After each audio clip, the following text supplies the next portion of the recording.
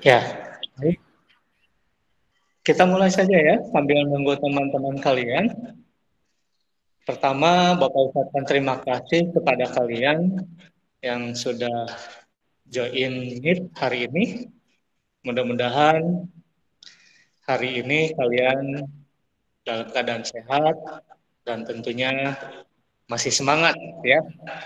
Karena sebentar lagi kita akan masuk ke ujian, yaitu PAT.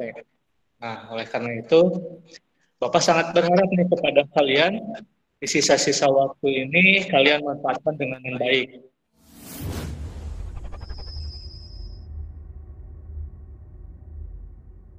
Untuk hari ini, Bapak akan lebih banyak sharing kepada kalian tentang materi tentang buku fiksi dan non-fiksi. Kenapa Bapak harus sampaikan sharing?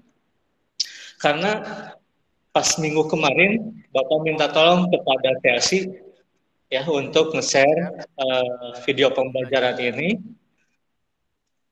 Mudah-mudahan kalian sudah menonton ataupun menyimak dengan baik. Bahkan mungkin tadi pagi sebelum ke Meet, Bapak minta kalian untuk menonton. Artinya di sini kita akan lebih banyak sharing tentang materi buku fiksi dan non-fiksi. Baik, kita langsung mulai saja ya. Bapak akan coba kita masuk materinya di Padlet. Bentar ya.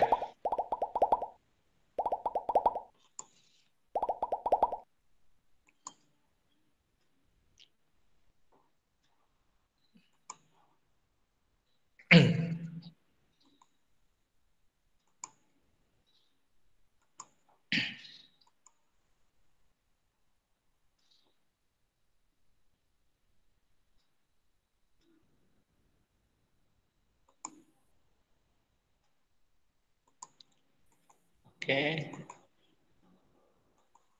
Silakan kalian klik ya link Padlet yang ada di kolom chat Google Meet. Kita akan membahas materi atau lebih sharingnya di sini. Silakan coba kalian lihat di kolom chat. Di situ ada link Padlet.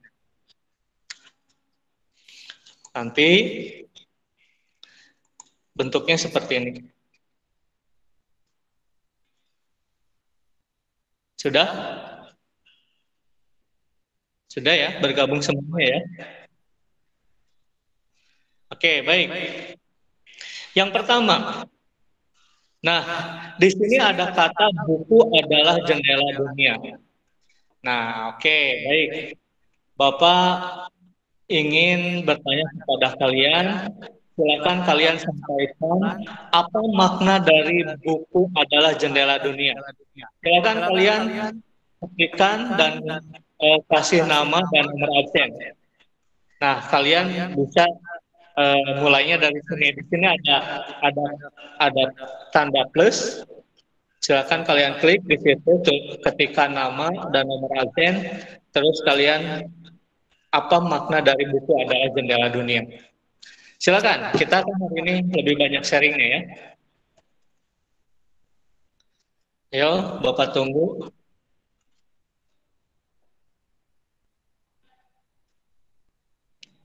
Jangan lupa nama dan nomor absen. Ya, AP31. Silakan, P. Maksudnya, ayo yang lainnya, jangan telat. Silakan, oke, baik, mulai pada menjawab, oke. Silakan Reliska, tidak usah takut salah ya. Kita di sini lebih banyak sharing, nanti kita akan coba bahas ya. Oke, membaca buku.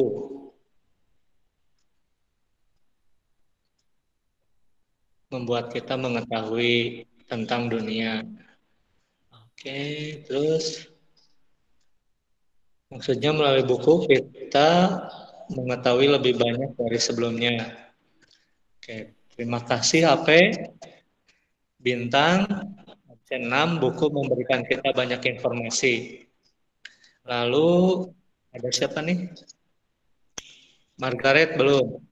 Ayo yang lainnya laki-laki belum pada mengajukan. David silakan David. Jonathan Aaron dapat tunggu. Terus siapa lagi ya? Di sini tuh ada Abel. Terus Chris, Fajar. Lalu ada Prince, Jonathan. Oke, silakan. Yang lainnya, Michelle. Silakan. Oke, terus bertambah. Ini Relika Suda, Tessa. Maksudnya dari buku kita dapat memperoleh ilmu yang banyak. Oke, terus siapa lagi nih? Chelsea Meka. Absen 3, buku adalah jendela dunia. Artinya semakin sering membaca buku, maka akan menambah banyak wawasan hingga menjadi pintar. Good. Oke, selanjutnya Albert. Buku memberikan kita ilmu dan rajin belajar. Bagus juga jawabannya. David Febrian. Maknanya adalah ilmu dari buku dapat memperluas wawasan terutama tentang hal yang berkaitan dengan sehari-hari. Bisa juga tentang hal yang belum kita ketahui. Oke, baik. Ini baru berapa orang?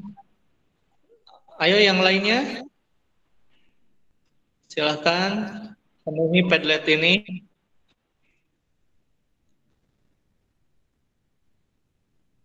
Bentar, yang belum Bapak baca.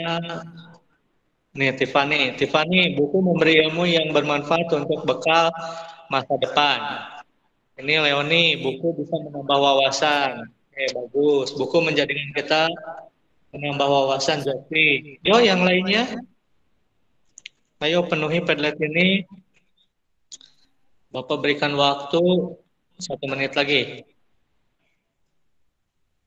Oke. Yuk. Horizon udah masuk belum ya? Coba Bapak cek. Horizon belum. Randy. Ini belum ada nih Randy. Nicholas, lewat buku kita bisa menambah wawasan ilmu dan pengetahuan yang banyak. Baik. Oke, Bapak tunggu. 2 lagi nih. Ya. Yang lainnya pada malu-malu.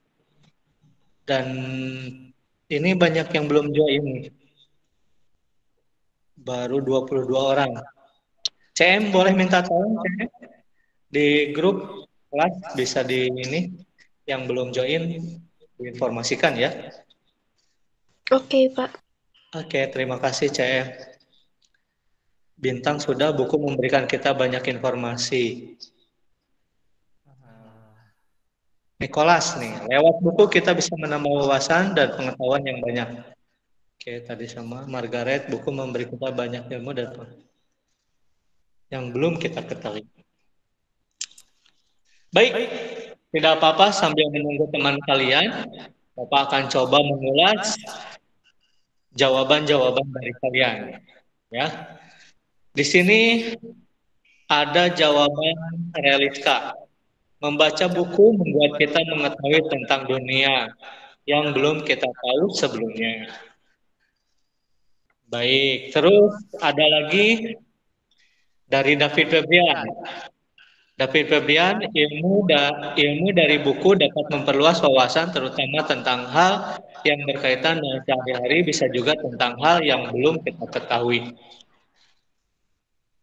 Bapak simpulkan dari jawaban yang kalian sampaikan di Padlet ini, Bapak bisa mengatakan itu adalah benar. Ya, hampir pada umumnya bahwa apa, peribahasa ini, buku adalah jendela dunia, itu maknanya adalah memberikan sebuah informasi atau pengetahuan atau juga bisa menambah wawasan. Nah, itu jadi ketika kita berbicara tentang buku, ya, itu pasti maknanya akan luas.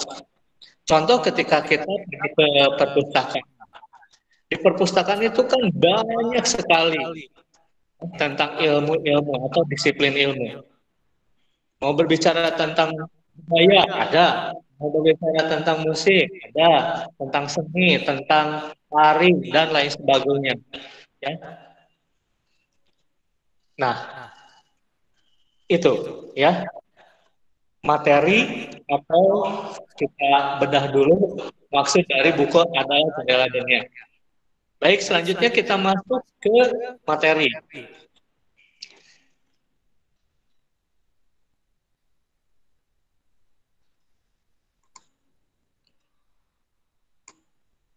Oke. Nah ini perbedaan buku fiksi dan non fiksi. Kalau ini kan contohnya. Dan yang ini juga sama contohnya. Baik. Kira-kira menurut David, yang dimaksud dengan buku fiksi itu apa sih, Pip? Silakan David. Boleh bantu menjawab? Atau teman yang lainnya disiapkan sebelum Bapak minta tolong untuk menjawab. Silakan David. Arti buku fiksi, Pak? Iya, definisinya. Kalau nggak salah, arti buku fiksi itu yang ditulis berdasarkan imajinasi penulis. Oke, jawabannya betul. Terima kasih David. Satu lagi buku fiksi. Bapak ingin bertanya kepada Tessa. Silakan Tessa. Kira-kira buku fiksi itu apa sih? Halo Tessa, terdengar suara Bapak?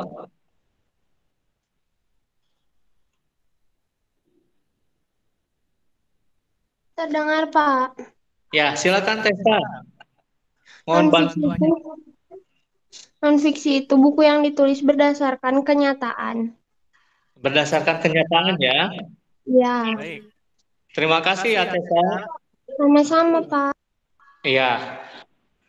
Pertama tadi David, bahwa buku fiksi itu berdasarkan imajinasi. Sedangkan menurut Tessa, buku non-fiksi itu berdasarkan kenyataan.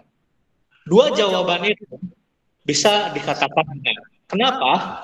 Yang pertama, kita lihat contohnya. Ada novel, ada kumpulan dongeng, ada cerpen, dan lain-lain. Ini kan berkaitan dengan sastra. Ketika kita berbicara tentang sastra, pasti ada sesuatu yang yang dikarang, ya, atau berimajinasi. Nah, contoh novel itu kan sebuah cerita, ya, dari si penulis. Nah, penulis ini kan berimajinasi untuk menuangkan sebuah cerita itu ke dalam bentuk tulisan, ya, termasuk kumpulan dongeng, cerpen, dan lain sebagainya. Sedangkan buku non-fiksi ini berdasarkan kenyataan. Kenapa berdasarkan kenyataan? Karena di situ memerlukan sebuah data, memerlukan sebuah penelitian, memerlukan sebuah pernyataan-pernyataan yang bisa dipertanggungjawabkan. Contoh, seperti buku pelajaran. Ini ada buku IPA. Terus ada buku fisika, ini buku IPA biologi, IPA fisika, lalu ada matematika, bahasa Indonesia, dan lain sebagainya. Artinya, buku-buku ini kan membutuhkan sebuah informasi yang bisa dipertanggungjawabkan. Nah, bisa itu dari sebuah referensi beberapa pendapat, ya, para ahli, atau juga menurut penelitian-penelitian yang berdasarkan di lapangan dan itu bisa dipertanggungjawabkan. Nah, itu perbedaan antara buku fiksi dan buku non-fiksi. Sampai di situ bisa dipahami ya? Bisa, Pak.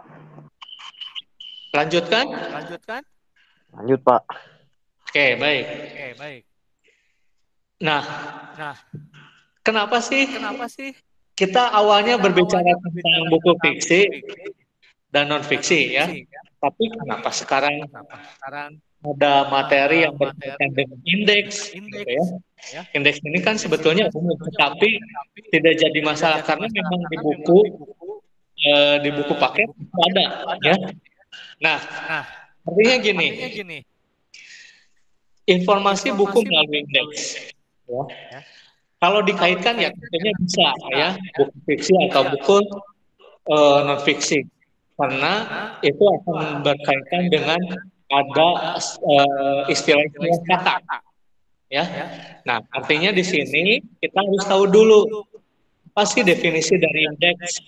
Nah, indeks adalah daftar kata atau istilah penting yang terdapat dalam buku perkataan. Ya, biasanya ini ada di akhir, ya, di halaman akhir buku, entah itu buku paket ataupun buku yang lainnya. Nah, misalnya kita mencari indeks topik istilah kata epidemi, ya. Kalau tidak jelas, maaf, karena memang ini apa ya, kecil mungkin ya, lihat di Padlet. Nah, ini indeks topiknya. Lalu ada juga yang disebut dengan jilid ensiklopedia. Nah, pasti kalian bertanya, apa sih ensiklopedia? Nanti kita bahas. Ini angka 6 dan 5. Lalu ada juga yang disebut dengan perincian indeks topik. Nah, perincian indeks topik, tadi kan berbicaranya tentang epidemi. Lalu perincian topiknya ada kata anggrek. Nah, kata anggrek ini ada di perincian indeks topik. Lalu ada juga yang disebut dengan nomor halaman ensiklopedia. Nah, di sini ada yang disebut dengan epigrafi. Ini ada angka 120 yang menunjukkan bahwa itu nomor halaman ensiklopedia. Baik. Ada yang tahu tidak apa sih ensiklopedia itu? Silakan.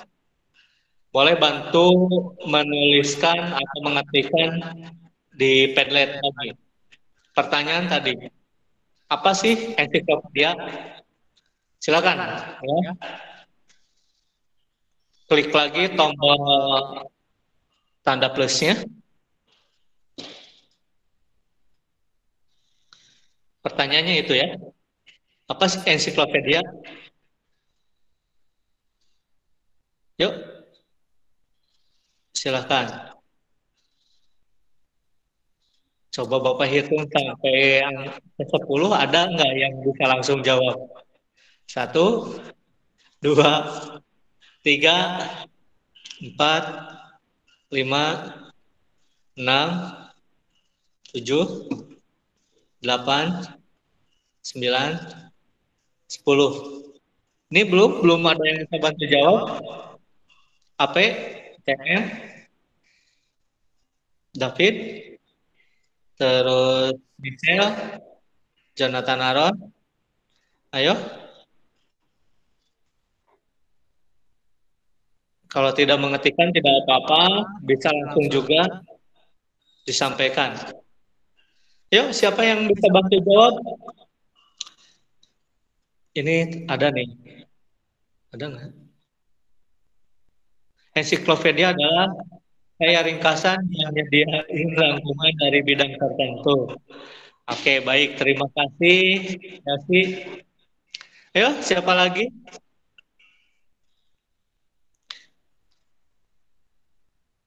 Ringkasan ya. Baik, ada lagi nih. David, buku untuk memahami suatu informasi dari bidang khusus. Oke, Rizky, membaca buku maka kita akan yang tadi ini ya. apa informasi belum tuntas nih apa ini Tesa karya referensi atau ringkasan yang menyediakan rangkuman informasi dari semua cabang pengetahuan. Oke, baik Bapak cukup ya. Ini boleh apa ya lanjutkan saja informasi dari bidang tertentu. Dari jawaban-jawaban ini yang menjawab ensiklopedia itu Bapak bisa mengatakan juga benar ya bahwa yang namanya ensiklopedia itu adalah sebuah ilmu ya, yang menyampaikan sebuah informasi dari semua cabang pengetahuan atau disiplin ilmu ya. Misalnya kalian ingin mencari disiplin ilmu tentang seni, pasti ada ensiklopedia yang berkaitan dengan ensiklopedia seni ya. Dan di dalamnya pun juga ini akan ada bagian-bagian seni lainnya yang akan dibagi-bagi. Karena seni itu kan banyak ya, mulai dari seni tari, seni musik, seni teater, ya, seni lukis dan lain sebagainya. Itu, nah intinya bahwa ensiklopedia itu lebih kepada rangkuman dari bidang tertentu atau lebih dikhususkan, ya. Jawaban David ini untuk memahami suatu informasi dari bidang khusus itu betul, ya. Baik, selanjutnya kita akan bahas kembali materi yang tadi.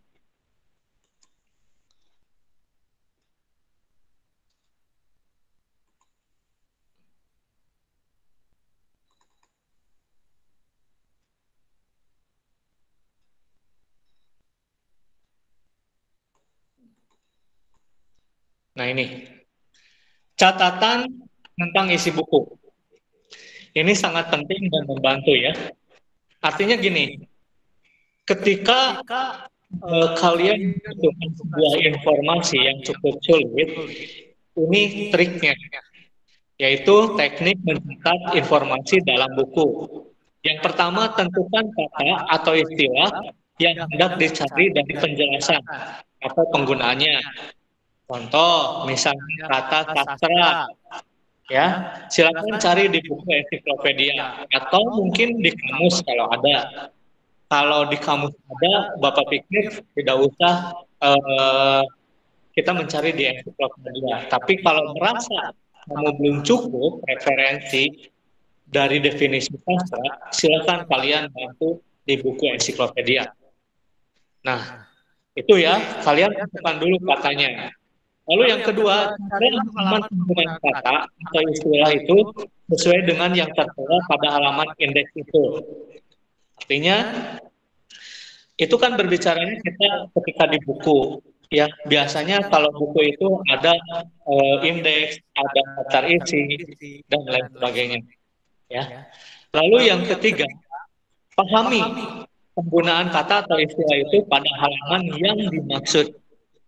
Artinya, ketika kita sudah menemukan kata tersebut, kita upayakan memahami kata atau istilah itu sebaik mungkin. Jadi ketika kita sudah paham, tentu ketika nanti ada sebuah pertanyaan atau sebuah ungkapan yang harus disampaikan, kalian tahu maksudnya. Lalu yang keempat, catatlah bagian-bagian pentingnya dari penggunaan kata atau istilah itu. Artinya jangan hanya cukup sekedar paham saja. Biar kalian lebih tidak lupa, silahkan kalian catat di buku atau di buku khusus yang sekiranya itu bisa membantu kalian. Ya, ini teknik mencatat informasi dalam buku. Baik, kita lanjutkan. Poin berikutnya, menyajikan peta konsep dari isi buku fiksi dan non-fiksi. Nah, peta konsep ini Bapak yakin ini bukan sesuatu yang aneh buat kalian, karena Bapak yakin mungkin ketika kalian di SD pernah belajar dengan Bu Guru konsepnya menggunakan peta konsep seperti ini. Ada yang berbentuk diagram, ada yang berbentuk panah, dan lain sebagainya. Ya. Kenapa peta konsep ini penting? Karena peta konsep ini juga bisa memudahkan cara belajar kalian, ya, atau mencari materi-materi yang berkaitan dengan buku fiksi ataupun non fiksi. Misalnya, ya, tentang drama. Di situ pasti dibagi. Ya, drama itu terdiri dari unsur intrinsik, unsur ekstrinsik. Terus ada yang disebut dengan struktur, ada yang disebut dengan ciri-ciri, misalnya, dan lain sebagainya. Kita lanjutkan. Nah, berikutnya adalah teknik membaca untuk menemukan isi pokok buku. Nah, ini yang pertama, sediakan kertas yang diberikan gambar berupa titik-titik. Ini untuk mengukur kecepatan membaca kalian, ya. Oh ya, perlu Bapak sampaikan. Kalau misalnya kita tatap muka, ya, mungkin ini bisa Bapak praktikan, ya, karena tiap tahun juga kalau materi ini Bapak selalu praktik gitu, ya, untuk materi teknik membaca untuk menemukan isi pokok buku. Nah, di sini kita harus tahu dulu teorinya. Yang pertama, sediakan kertas yang diberi gambar berupa titik-titik. Nah, ini ya yang dimaksud dengan titik-titik ini, yang ada tanda hitam. Itu artinya titik hitam. Lalu yang kedua atau poin B, gerakan tatapan mata dengan mengikuti titik-titik hitam itu secara cepat. Ya, anggap saja yang garis ini adalah kata atau kalimat. Ya, nah, teknik ini disebut teknik fiksasi, ya, sebagai salah satu cara untuk meningkatkan kecepatan membaca. Lalu yang poin C, ulangi latihan itu berkali-kali dengan titik-titik hitam yang semakin dijarangkan. Artinya semakin dijarangkan, ya. Jadi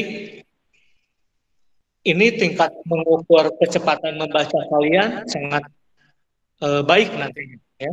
Lalu yang D, terapkan latihan itu terhadap bahan bacaan yang sesungguhnya. Artinya kalian siapkan buku, ya, buku ini misalnya, ya, buku paket. Kan ada cerita tuh, ya, atau sebuah informasi. Kita coba latihan, ya, terhadap bacaan yang sesungguhnya. Terus coba sama kalian di waktu, ya, misalnya 1 menit. Dalam 1 menit, kalian bisa selesai atau tidak, ya, membaca cepat tanpa ada misalnya menggunakan alat. Ya, biasanya kan ada yang menggunakan alat, misalnya entah itu ballpoint atau pensil. Ya. Maaf Pak, disconnect. Oh ya.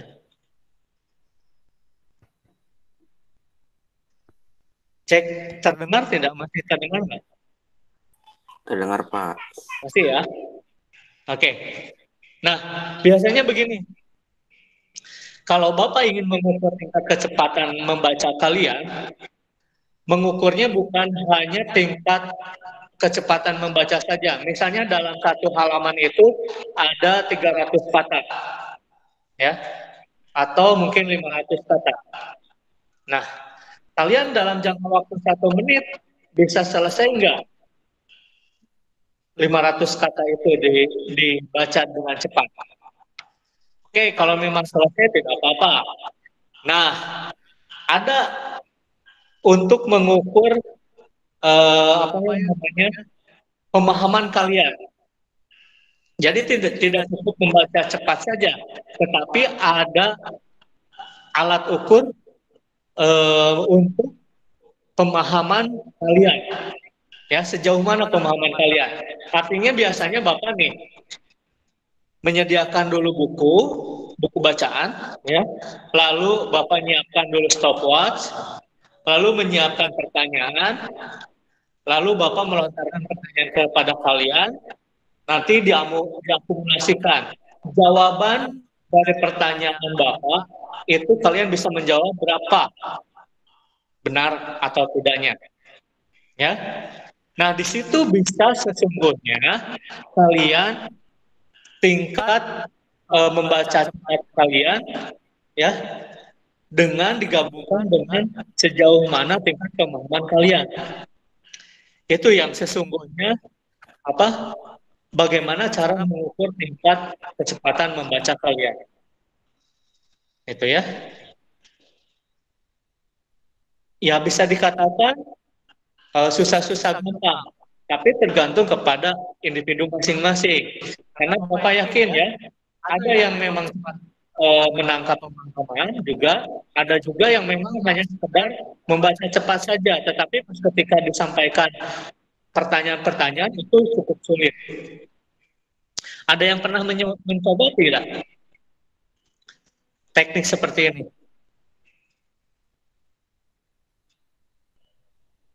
Belum, Pak. Belum ya, David? Oke, Bapak ingin bertanya dulu kepada siapa ya? Michelle. Halo Michelle. Dengar suara Bapak Michelle?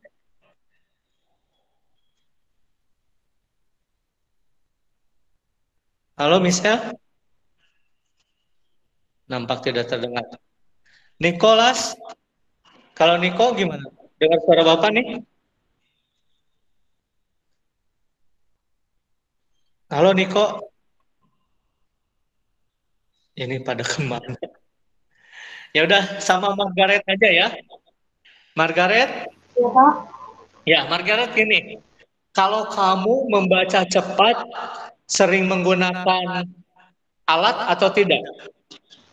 Biasanya sih tidak, Pak. Tidak. Jadi fokus dengan mata saja ya. Tidak harus Iya, Pak. menggunakan alat. Sejauh ini menurut kamu efektif tidak? Atau tepat tidak? Oke. Gimana? Diulang lagi, Pak. Sejauh ini, kalau kamu nih membaca cepat, ya, atau membaca sekilas ini, kan tanpa ada alat ya. Sejauh ini menurut kamu tepat tidak yang kamu lakukan teknik itu? Tepat, Pak.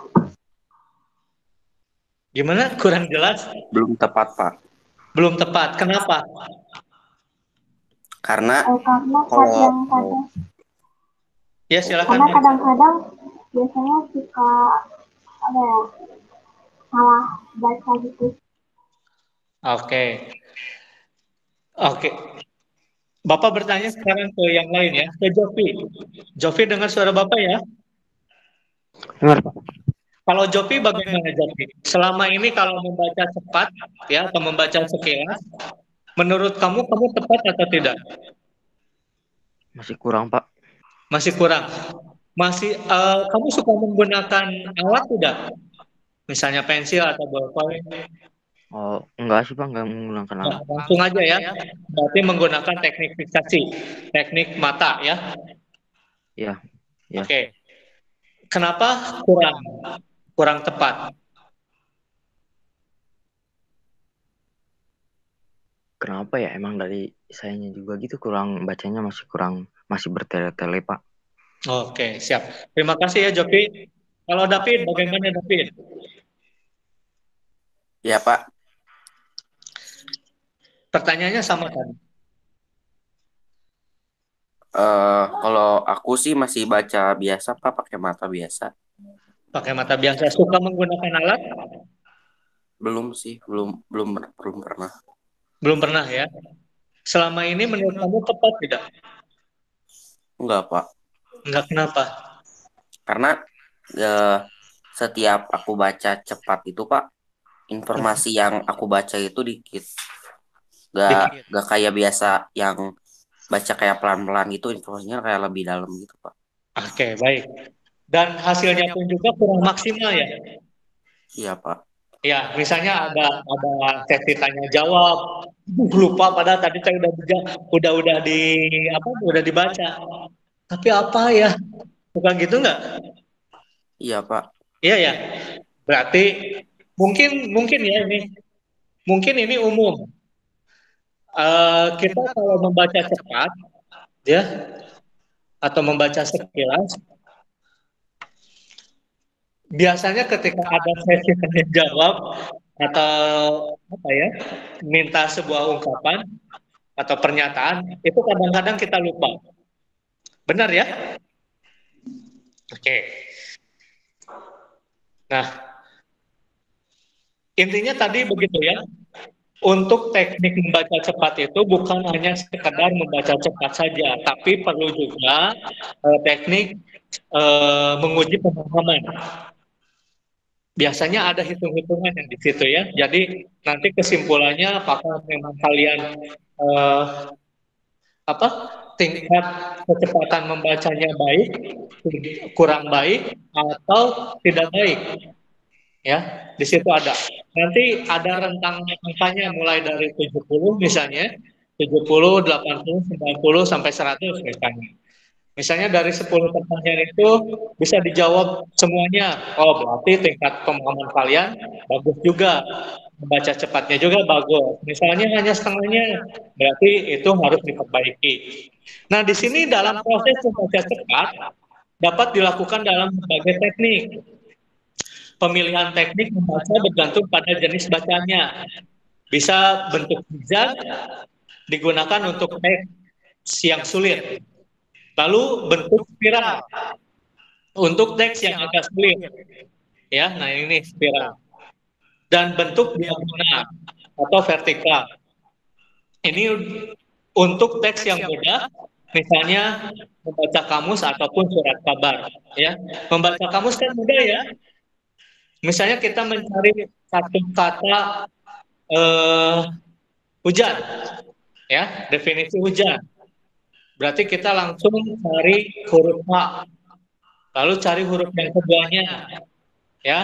Kalau masih tidak ketemu, cari huruf yang ketiga yaitu J misalnya. Pasti akan muncul di kamus itu ya. Itu paling mudah. Baik. Nah, dari buku fiksi itu ada yang dimaksud dengan daya tarik buku fiksi dan non fiksi. Nah, kalau daya tarik buku fiksi itu meliputi unsur intrinsik ya. Ada tema, alur, ya, latar juga sebetulnya masuk. Terus penokohan, ya, dan amanat di sini. Bapak yakin ini kalian paham ya? Sedangkan daya tarik fiksi, nah ini Bapak ingin mengajukan dulu pertanyaan nih. Ada yang bisa memahami nggak maksudnya ini? Kelogisan argumen. Silakan. Leonardo boleh bantu jawab. Yang dimaksud dengan kelogisan argumen itu apa sih?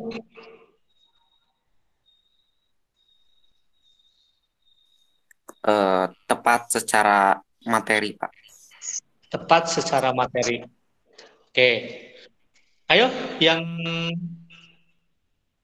tadi yang menjawab David ya yang tadi Maya. Iya, Pak. Ya.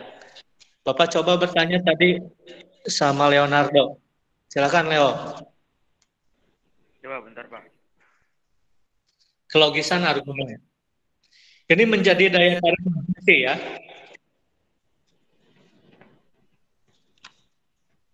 Silakan.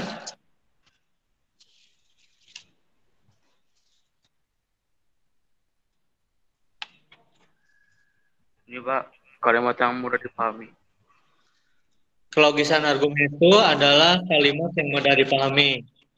Baik, terima kasih. Lalu kelengkapan data. Bapak ingin bertanya kepada Bintang. Silakan Bintang, barangkali bisa bantu jawab. Yang dimaksud dengan kelengkapan data. Jadi kayak kalimatnya itu harus logis Pak, jadi masuk di pemikiran kita, terus kayak gampang dipahami gitu sama orang-orang. Ya, itu nomor 1. Ini yang Bapak bertanya untuk kamu itu nomor 2. Kelengkapan data. Jadi datanya itu kayak dijelasin harus serinci-rincinya gitu Pak, jadi jangan ada yang sampai kurang. Tuh, itu saja ya. Ada lagi nggak? Enggak, Pak. Tidak ya. Berikutnya, Bapak mohon bantuannya kepada Alfon. Barangkali bisa bantu jawab yang poin nomor 2, kelengkapan data. Silakan.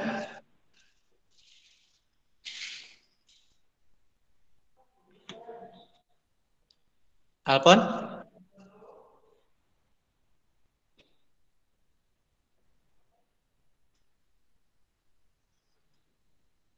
Baik, kalau tidak Alfon, Randy barangkali bisa bantu jawab. Maaf Pak, suaranya putus-putus. Ini kamu minta bantu jawab maksud dari kelengkapan data. Bapak suaranya menggema, Pak. Jadi Bapak ada 2 yang mic-nya dibuka. Oh gitu? Ya, kalau ini enggak. Enggak, Pak, udah. Yang dimaksud dengan kelengkapan data, itu Alfon pertanyaannya.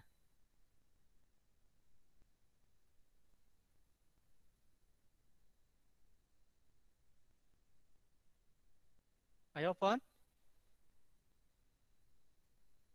Berarti dari tadi ya? Bintang baru ngasih informasinya.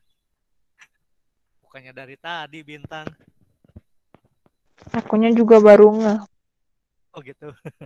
Ya sudah. Ayo Alfon. Udah tidak putus-putus lagi suaranya?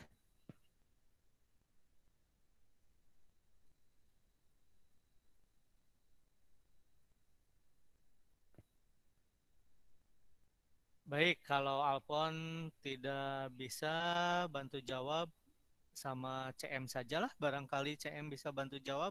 Atau Chelsea. Silakan Chelsea.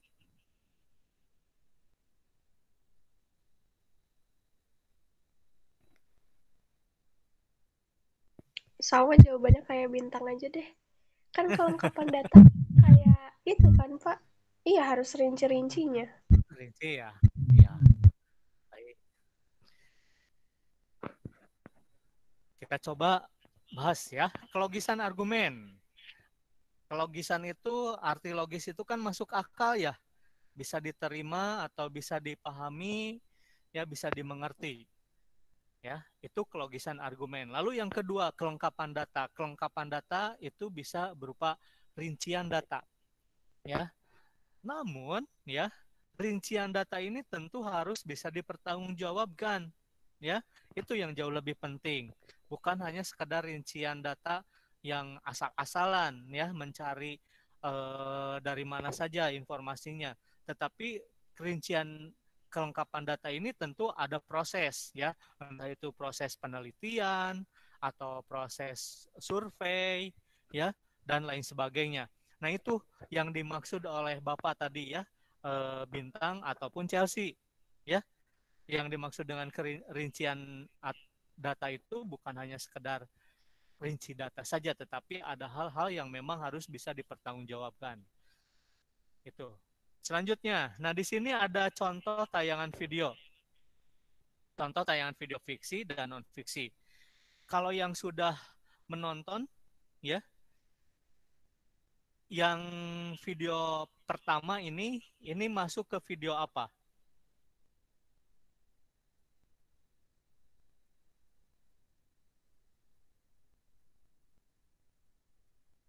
Ayo. Tadi menonton tidak?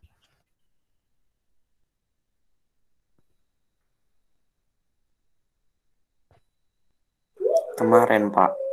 Kemarin. Kalau hari ini belum berarti ya? Hari ini baru yang tadi di barusan tadi pagi doang, Pak.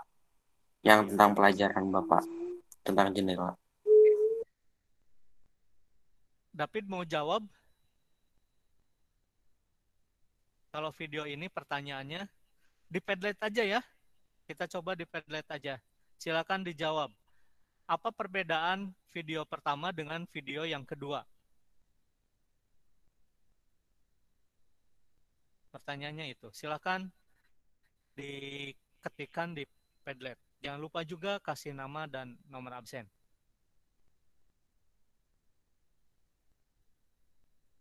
Yuk, Bapak tunggu. Silakan. Apa perbedaan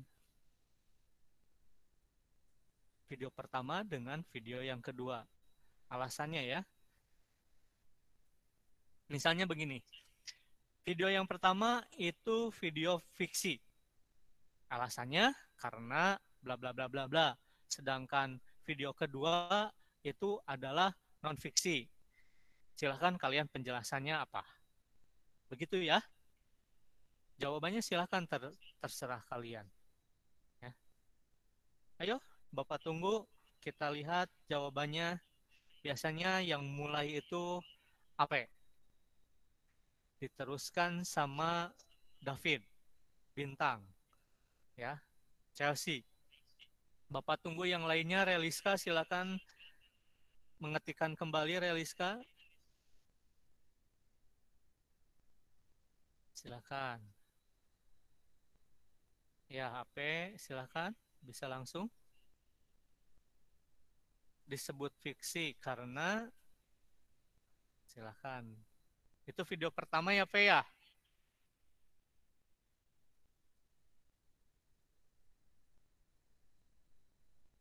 Karena berdasarkan imajinasi. Oke.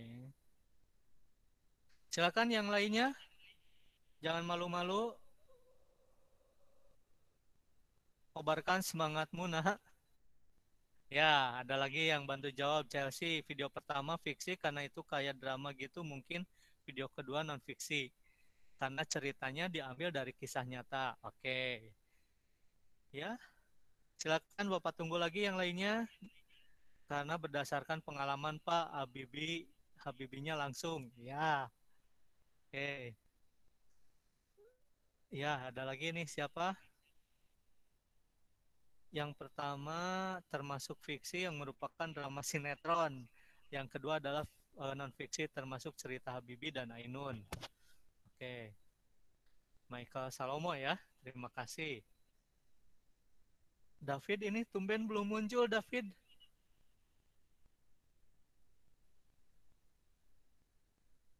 Ayo. Sebentar lagi kita tutup nih materi ini.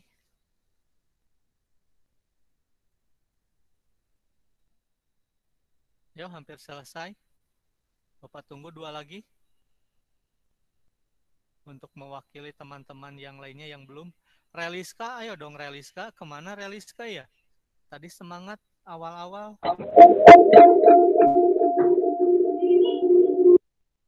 Kenapa Reliska? Di sini Pak. Hah? Di sini Pak. Iya, stop. Langsung diketikkan.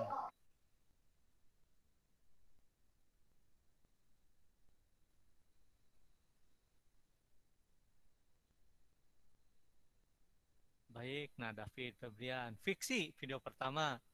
Karena berdasarkan karangan dari penulis. Kedua, non-fiksi karena berdasarkan kenyataan. Baik. Jawabannya hampir sama ya dengan semuanya. Karena ini cerita kisah nyata begitu ya. Habibie dan Ainun.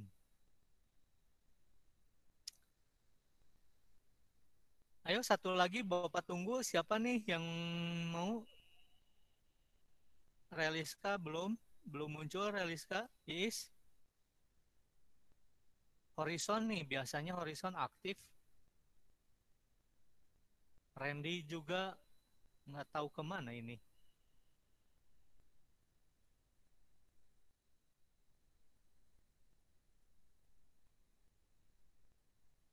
Baik, kalau tidak ada, tidak apa-apa, ya. Terima kasih yang sudah bantu menjawab di sini. Ini siapa ya? Tidak ada namanya. Nulis fiksinya bagus pakai V, pakai F, ya. Berdasarkan imajinasi yang video pertama, yang kedua nyata.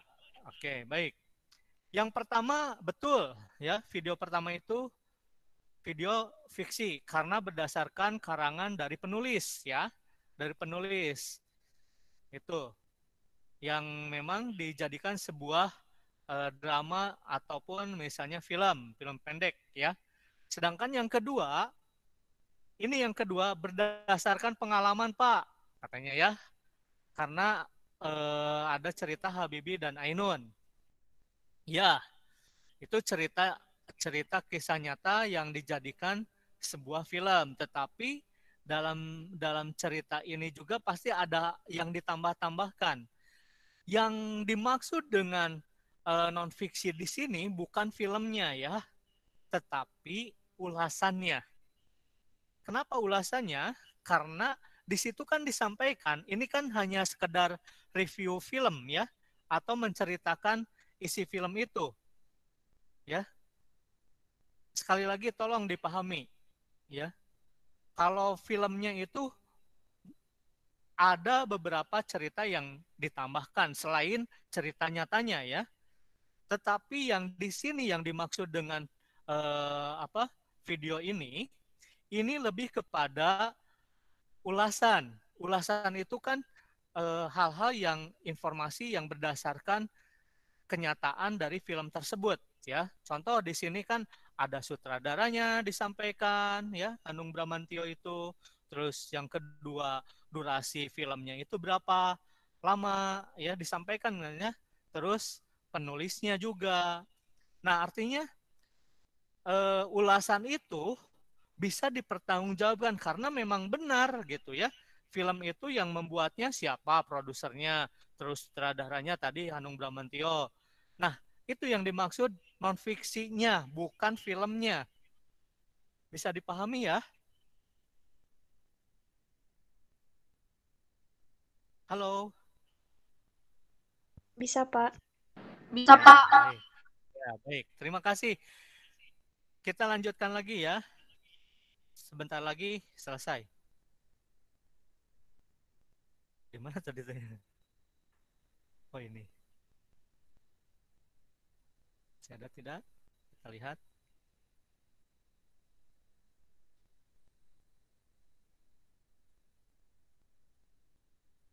Sepertinya sudah ternyata ya.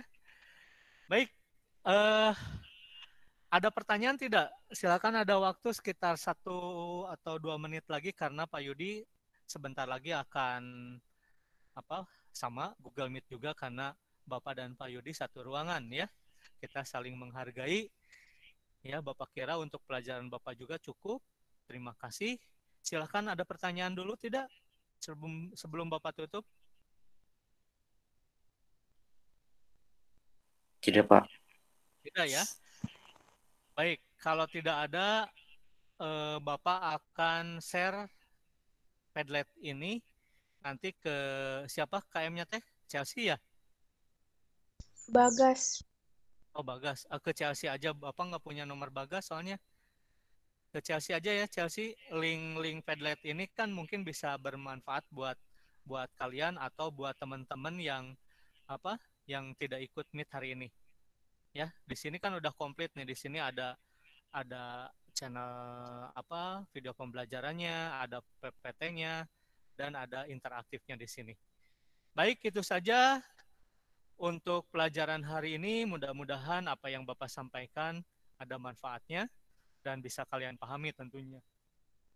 Lalu untuk tugasnya, silahkan kalian kerjakan kegiatan 9.1 ya, itu mudah, poin A saja.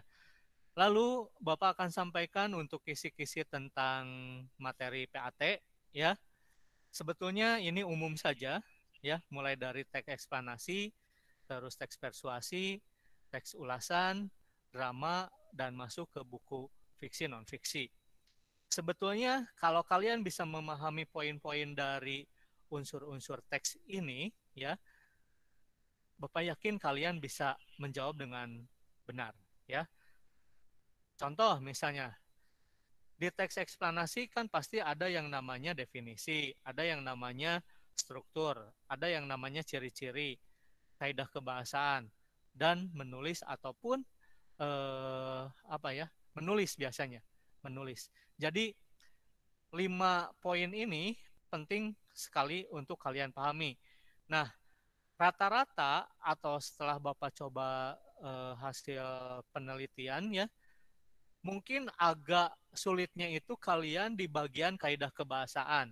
Jadi tolong Bapak di sini lebih menekankan kepada kalian untuk lebih memahami kaidah kebahasaan ya, mulai dari konjungsi temporal, kata kerja, kata sifatnya ya dan lain sebagainya. Itu penting karena akan muncul dari setiap materi teks tersebut ya, mulai dari teks eksplanasi, teks ulasan, teks persuasi, terus drama, teks drama, dan buku fiksi dan non-fiksi. Baik, itu saja dari Bapak. Terima kasih. Jika ada pertanyaan ataupun misalnya nanti hal-hal yang menurut kalian perlu ditanyakan, silahkan tanyakan saja secara japri ke Bapak. Oh iya, satu lagi, bagi yang tugas-tugasnya yang belum mengumpulkan, ya, yang sebelum-sebelumnya tolong dikumpulkan, ya, dan konfirmasi ke Bapak. Terima kasih, sampai jumpa pada pertemuan berikutnya, mungkin langsung ke PAT ya. Semoga kalian bisa mengerjakan dan tetap semangat, jaga kondisi kesehatan kalian. Ketika keluar, perhatikan protokol kesehatannya ya. 5M itu sekarang. Selamat pagi. Terima kasih, silakan kalian bisa live. Terima kasih, Pak. Terima kasih, Pak. Terima kasih, Pak. Terima kasih, Pak. Sama-sama. Makasih, Pak. Makasih, Pak. Ya.